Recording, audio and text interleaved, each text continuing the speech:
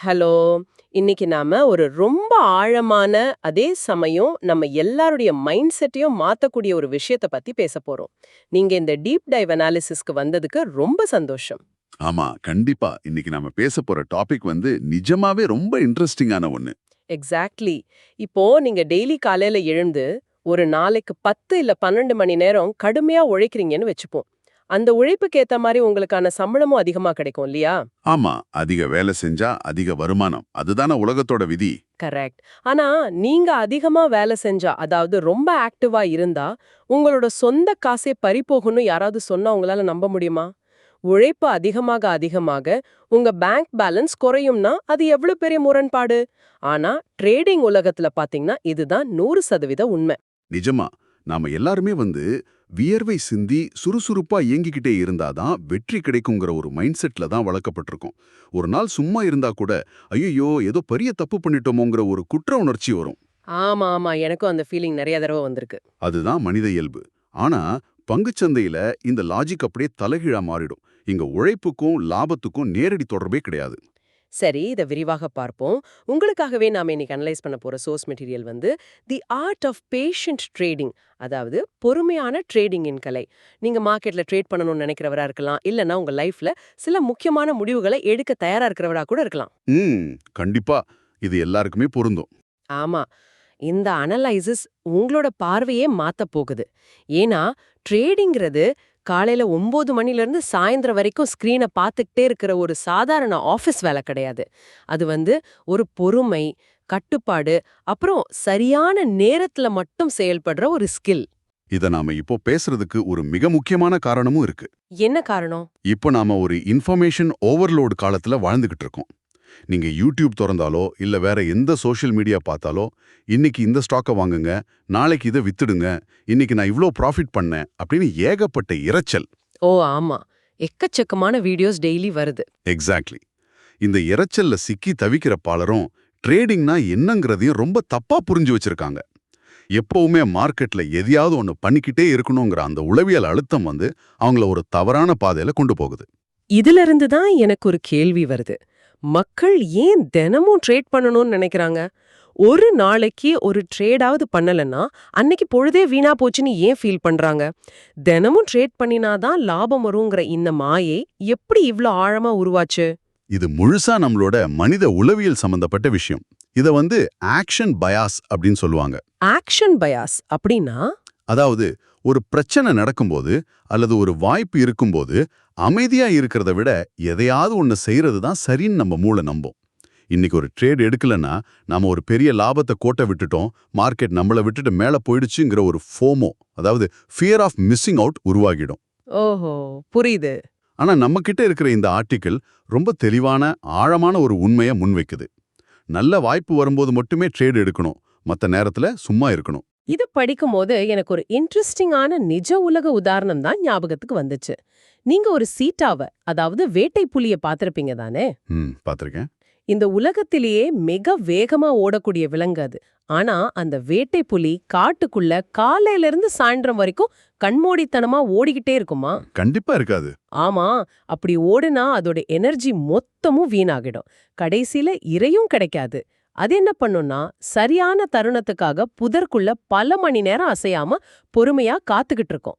ரொம்ப கரெக்டான பாயிண்ட். காத்து எந்த பக்கம் வீசுது, இரையோட கவனம் எங்க இருக்குன்னு எல்லாத்தையும் கணிச்சு 100% வாய்ப்பு கிடைக்கும்போது மட்டும்தான் தன்னோட முழு பலத்தையும் திரட்டி பாயும். ட்ரேடிங்கும் எக்ஸாக்ட்டா இது போலதான். ரொம்ப ஆப்டான ஒரு அனாலஜி இது. இந்த வேட்டை புலியோட மைண்ட் செட்டை தான் 1900களிலேயே ஒரு வரலாற்று புகழ்மிக்க மார்க்கெட் ஸ்பெகுலேட்டர் தன்னோட ட்ரேடிங்ல யூஸ் பண்ணாரு. அவர் பேரு ஜெஸ்ஸி லிவர்மோர். ஓ, 1900களிலேயா? ரொம்ப வருஷத்துக்கு முன்னாடியேவா? ஆமா, இப்போ இருக்கிற மாதிரி கம்ப்யூட்டர், அட்வான்ஸ்டு சார்ட்டிங் சாஃப்ட்வேர்லாம் இல்லாத அந்த காலத்திலேயே வெறும் டிக்கர் டேப்பை மட்டும் பார்த்து ட்ரேட் பண்ணி பெரிய அளவுல ஜெயிச்சவர் அவரு. வாவ், நிஜமாவே பெரிய விஷயம்தான். பல பெரிய மார்க்கெட் வீழ்ச்சிகளை, அதாவது மார்க்கெட் கிராஷ்களை முன்னாடியே கண்டுச்சு அதிலிருந்து பல மில்லியன் டாலர்கள் லாபம் பார்த்தவர். அவர் எப்பவுமே மார்க்கெட்ல குதிச்சு நீந்திக்கிட்டே இருக்க மாட்டார். இங்கே மிகவும் சுவாரஸ்யமான விஷயம் என்னவென்றால், சாரி, நீங்க சொல்லுங்க, அவர் என்ன சொன்னார்? பரவாயில்ல. இங்கே மிகவும் சுவாரஸ்யமான விஷயம் என்னவென்றால், அவர் சொன்ன ஒரு ஃபேமஸான கோட் தான். அவர் சொல்றாரு, பெரிய பணம் வாங்குறதுலயோ விக்கிறதுலயோ இல்ல, காத்திருக்கிறதுல தான் இருக்கு. காத்திருக்கிறதுல தான் இருக்கா? ஆமா. ஒரு ட்ரேடர் செய்யற மிகப்பெரிய வேலையே பை பண்றதோ செல் பண்றதோ கிடையாது. மார்க்கெட் தற்போதைய நிலைமையை விட்டுட்டு ஒரு தெளிவான திசையை நோக்கி நகர்ற வரைக்கும் எந்த சலனமும் இல்லாம காத்துக்கிட்டு இருக்கிறது தான்.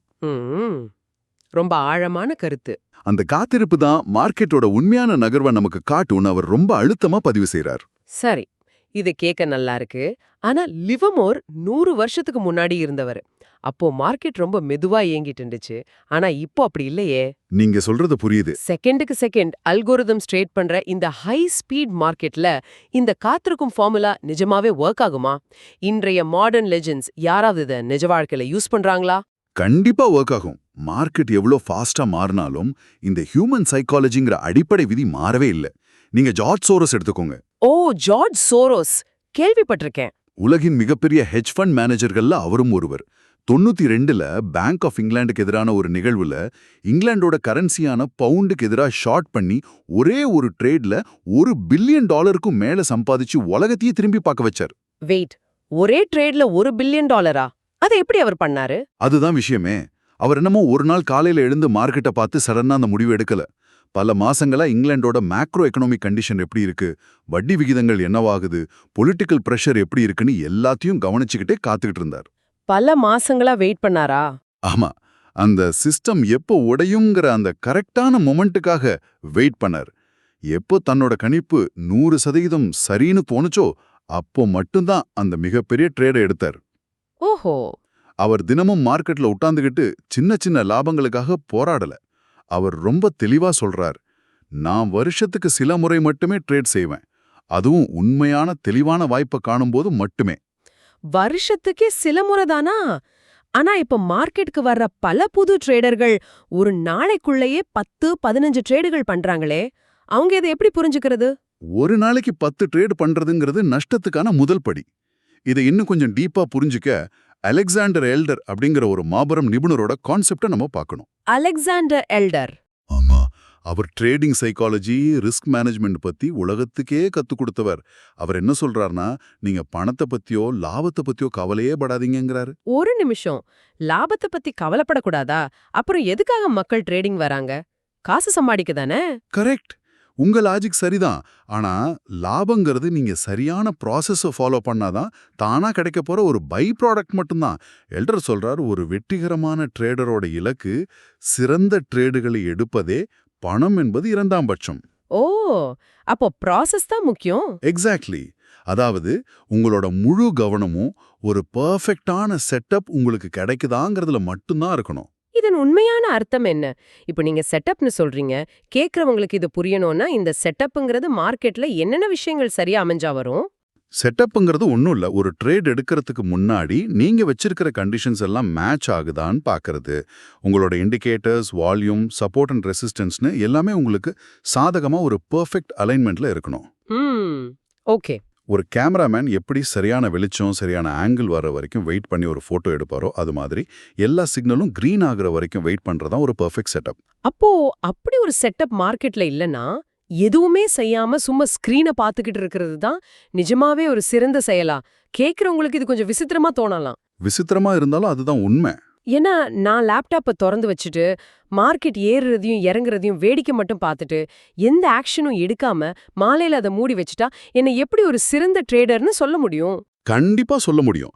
மார்க்கெட்ல எந்த ஒரு நல்ல செட்டப்பும் இல்லாதப்போ நீங்க எந்த ட்ரேடும் எடுக்கலங்கிற முடிவுக்கு வந்தீங்கன்னா அதுதான் ஒரு ஸ்மார்ட் ட்ரேட். வாவ், எந்த ட்ரேடோ எடுக்கலன்னா அதுவே ஒரு ஸ்மார்ட் ட்ரேட். ஆமா, இதுதான் நம்ம source no trade equals to smart ட்ரேட்னு ரொம்ப அழகா சொல்லுது. ஒரு ப்ரொஃபஷனல் ட்ரேடர் எப்படி சிந்திப்பார் தெரியுமா? அவருக்கு இன்னைக்கு எப்படியாவது ஒரு ட்ரேட் எடுத்தே ஆகணுங்கிற பிரஷர் துளியும் இருக்காது. ஆனா புதுசா வரவங்களுக்கு அந்த பிரஷர் நிறைய இருக்கும். அதுதான் அவங்க பண்ற தப்பு. ஒரு ப்ரொஃபஷனலோட ஒரே கேள்வி, எனக்கான சரியான செட்டப் இங்க இருக்கா, ஏன் ரூல்ஸ் படி மார்க்கெட் நடக்குதா என்பது மட்டும்தான். இல்லனா லேப்டாப்பை மூடி வச்சுட்டு வேற வேலையை பார்க்க போயிடுவார். அதுதான் ஒரு உண்மையான ப்ரொஃபஷனலிசம். இப்போ எனக்கு ஒன்னு சௌரியம் தருது. இந்த ஜாம்பவான்கள் சொல்ற அறிவுரைகள் எல்லாம் மீறி, இல்ல நான் இன்னைக்கு மார்க்கெட்டோட மல்லு கட்டியே தீருவேன், எனக்கு எப்படி ஒரு நல்ல ட்ரேட் கிடைக்காம போகும்னு நம்ம பொறுமை இழந்து மார்க்கெட்ல குதிச்சா என்ன நடக்கும்? இதோட மெக்கானிசம் எப்படி ஒர்க் ஆகுது? அதுதான் உங்களை அழிவை நோக்கி கொண்டு போற ஒரு மிக ஆபத்தான பாதையோட தொடக்கம். இதத்தான் ட்ரேடிங் உலகத்துல ஓவர் ட்ரேடிங் அப்படின்னு சொல்றாங்க. Over trading. அதாவது தேவைக்கு அதிகமா ட்ரேட் பண்றது. இது ஒரு சைலண்ட் கில்லர், அமைதியான கொலையாளி. அமைதியான கொலையாளி. கேக்குறதுக்கே கொஞ்சம் திகிலா இருக்கே. ஆனா இது எப்படி ஒருத்தரை சைலண்டா கொல்லும்? இதோட பின்னாடி இருக்கிற சைக்காலஜி என்ன? இது ஒரு செயின் ரியாக்ஷன் மாதிரி ஒர்க் ஆகும். முதல்ல நீங்க பொறுமை இழந்து எந்த ஒரு லாஜிக்கும் இல்லாம சும்மா ஒரு தோராயத்துல ஒரு ட்ரேட் எடுப்பீங்க. சும்மா ஒரு கெஸ்ஸிங்ல. ஆமா, ஒரு ட்ரேட் லாஸ் ஆன உடனே உங்களோட ஈகோ ஹர்ட் ஆகும். உடனே அந்த லாஸை ரெக்கவர் பண்ணணும்னு ரிவெஞ்ச் ட்ரேடிங் பண்ண ஆரம்பிப்பீங்க. கோவத்திலையும் பதற்றத்திலையும் இன்னும் 2-3 ட்ரேட் எடுப்பீங்க. அச்சச்சோ, கோபத்துல எடுத்தா தப்பாதானே போகும். எக்ஸாக்ட்லி. இப்படி அதிக ட்ரேடுகள் எடுக்க எடுக்க உங்களோட கணிப்புகள்ல அதிக தவறுகள் நடக்கும். ஒவ்வொரு ட்ரேடுக்கும் நீங்க கொடுக்கிற புரோக்கரேஜ் ஃபீஸ், ஸ்லிப்பேஜ்னு எல்லாம் சேர்ந்து உங்களோட அசல் மூலதனத்தை கொஞ்சம் கொஞ்சமா அரிச்சுக்கிட்டே வரும். ஆமா, மூலதனம் போயிடுச்சுன்னா அப்புறம் ட்ரேடிங்கிற ஆட்டமே முடிவுக்கு வந்துடுமே. Game over. கரெக்ட். அதனால தான் நம்ம ஆர்டிக்கல்ல ஒரு மிக முக்கியமான வரியை பதிவு செஞ்சிருக்காங்க. மார்க்கெட் நம்மள ஒருபோதும் அழிக்காது, நம்மளோட பொறுமையின்மை தான் நம்மள அழிக்கும். மார்க்கெட் நம்மள அழிக்காது, நம்மளோட பொறுமையின்மை தான் நம்மள அழிக்கும். ரொம்ப ஸ்ட்ராங்கான ஸ்டேட்மெண்ட். மார்க்கெட்டுக்கு உங்க மேல எந்த தனிப்பட்ட கோவமும் கிடையாது. நீங்க பண்ற அவசரம் தான் உங்களோட அக்கவுண்ட்டை காலி பண்ணுது. நீங்க சொல்றது தர்க்க ரீதியா ரொம்ப சரியா இருக்கு. ஆனா நான் முன்னாடியே சொன்ன மாதிரி மனித மனம் எப்பவுமே ஆக்டிவா இருக்கணும்னு தானே நினைக்கும். ஆமா. கண்ணு முன்னாடி எண்கள் பச்சையாவும் சிவப்பாவும் மாறி மாறி மின்னுது. கேண்டில்ஸ் மேல ஏறுது, கீழே இறங்குது.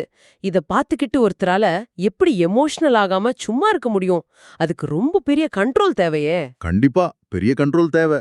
இது எப்படின்னா, ஒரு பசில் போர்ட்ல, அதாவது ஒரு மரபு புதிர்ல தவறான காய வலுக்கட்டாயமா பொருத்த முயற்சி பண்றது மாதிரி இல்லையா? அந்த அவசரம் மொத்த அமைப்பையுமே கெடுத்துடும். வாவ், இது ரொம்ப அட்டகாசமான ஒப்பீடு. ஆமா, அந்த பசில் போர்டுல சரியான காய் இன்னும் நமக்கு கிடைக்கலங்கிறதுக்காக கையில இருக்கிற ஏதோ ஒரு காயை வச்சு ஃபோர்ஸ் பண்ணி அழுத்தினா என்ன ஆகும்? பசிலும் சேராது, காயும் உடைஞ்சிடும். ட்ரேடிங்கும் அதேதான். எண்கள் மின்னது, மார்க்கெட் மூவ் ஆகுதுங்கிறதுக்காக நாம உடனே ரியாக்ட் பண்ணணுங்கிற எந்த கட்டாயமும் இல்ல. நமக்கான சரியான வாய்ப்பு இல்லைன்னு தெரியும் போது உங்களோட எமோஷன்ஸை கண்ட்ரோல் பண்ணி விலகி நிக்கிறது தான் ஒரு மிகப்பெரிய திறமை. விலகி நிக்கிறது தான் திறமை. அந்த திறன் உங்களுக்கு வந்துடுச்சுன்னா நீங்க ஒரு ப்ரொஃபஷனல் ட்ரேடரா மாறிட்டீங்கன்னு அர்த்தம். அப்படி என்றால் நீங்க சொல்றது வச்சு பார்த்தா ட்ரேடிங்ல வெற்றிங்கிறது நாம எவ்வளோ பணம் சம்பாதிக்கிறோம், எத்தனை ட்ரேட் எடுக்கிறோங்கிறதுல இல்ல, மாறாக எத்தனை தவறான ட்ரேட்களை நம்ம தவிர்த்திருக்கோம், அதாவது அவாய்ட் பண்ணிருக்கோங்கிறத பொறுத்தது தானா? 100% அதான் உண்மை. நீங்க தவிர்த்த ஒவ்வொரு தவறான ட்ரேடும் நீங்க பாதுகாத்த உங்களோட மூலதனம் தான். கரெக்ட். நீங்க கிட்ட கேபிட்டல் இருந்தாதான் நாளைக்கே ஒரு சூப்பரான வாய்ப்பு வரும்போது உங்களால அதை கேப்சர் பண்ண முடியும். இன்னைக்கே அவசரப்பட்டு எல்லா காசையும் விட்டுட்டா நாளைக்கு சரியான வாய்ப்பு வரும்போது நீங்க மார்க்கெட்ல இருக்க மாட்டீங்க. ரொம்ப தெளிவான ஆழமான ஒரு கண்ணோட்டம் இது. இந்த சோர்ஸ் ஆர்டிக்கல்ல சொல்லி இருக்கிற ஒரு முத்தாய்ப்பான வரிய உங்க மனசுல ஆழமா பதிய வைக்க நான் விரும்புறேன். மார்க்கெட்ல லாபம் ஆக்டிவிட்டில இல்ல, வெயிட்டிங்ல தான் இருக்கு. ரொம்ப அழகான வரி. நீங்க எவ்ளோ சுறுசுறுப்பா விசைப்பலகைய தட்டுறீங்கிறது முக்கியமல்ல, எவ்ளோ அமைதியா உங்களுக்கான வாய்ப்புக்காக காத்துட்டு இருக்கீங்கிறது தான் உங்க வெற்றியை தீர்மானிக்குது. இதை நாம இன்னும் கொஞ்சம் விரிவா கூட சிந்திச்சு பார்க்கலாம். இந்த கொள்கை வெறும் ட்ரேடிங்குக்கு மட்டுமானதா? வேற எதுக்கெல்லாம் செட் ஆகும்? கண்டிப்பா இது ட்ரேடிங்குக்கு மட்டும் கிடையாது. இது உங்களோட தனிப்பட்ட நிதி முடிவுகளுக்கும் அன்றாட வாழ்க்கைக்கும் அப்படியே பொருந்தும். ஓ, ரியல் லைஃப்க்குமா? எப்படி?